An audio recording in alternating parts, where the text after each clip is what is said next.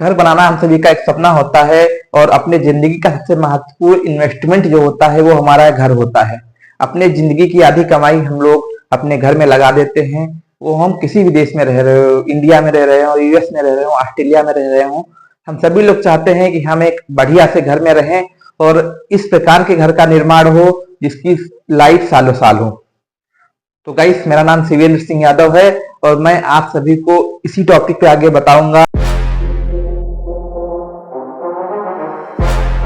Owner हैं या site engineer हैं तो निम्न बातों का बेहद ही ध्यान रखें यदि आपका घर सबसे लंबा चले और काफी समय तक चले। घर बनवाते समय सबसे महत्वपूर्ण जो चीज होती है वो होती है लाइफ की, कि हमारे घर का लाइफ जो है 60 साल से प्लस होना चाहिए। तो हम इन बातों का ध्यान रखेंगे ओनर के नाते और साइट इंजीनियर के नाते। तो इसके लिए हम कुछ इंस्पेक्शन साइट पे करते हैं, वह बेहद ही महत्वपूर्ण इंस्पेक्शन होते हैं। तो सबसे पहले इंस्पेक्शन हनीकॉम्ब, बल्गिंग और पुअर फिनिश का होता है।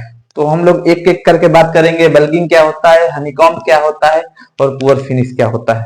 तो दोस्तों, जब कंक्रीट का हम लोग ढलाई करते हैं, ढलाई करने के बाद शटरिंग को हटा लेते हैं, तो हमें कभी कभी कंक्रीट में देखने को लगता है कि हनीकॉम्ब दिखता है। हनीकॉम्ब क्या होता है हम आपको डायग्राम में दिखा देंगे और मैं इसके साथ साथ हम समझा भी देते हैं हनीकॉम्ब क्या होता है।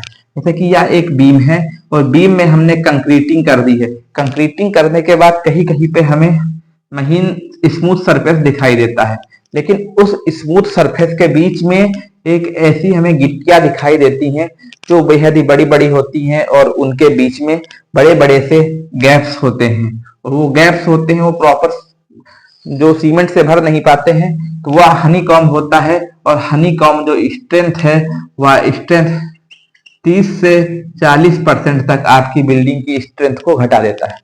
फिर दूसरे पॉइंट पे आते हैं बल्गिंग। बल्गिंग यह एक बहुत ही महत्वपूर्ण पोर्शन होता है। यदि आप कंक्रीटिंग करा रहे हैं और आपकी शटरिंग्स हैं वो स्थान से हट गई हैं, तो जो शेप होता है बिल्डिंग का वो हट जाता है, डिफॉर्म हो जाता है। जिसके तहत अगर हमारा जो बिल्डिंग का शेप है, अगर ऐसे दो पैरेलल है, ये शटरिंग्स है, ये बिल्डिंग्स है, तो हम ऐसे रखे कंक्रीटिंग करी गई, अगर वो हमारी शटरिंग से ऐसे हट गई तो उसका शेप कुछ इस तरीके से डिफॉर्म हो जाएगा।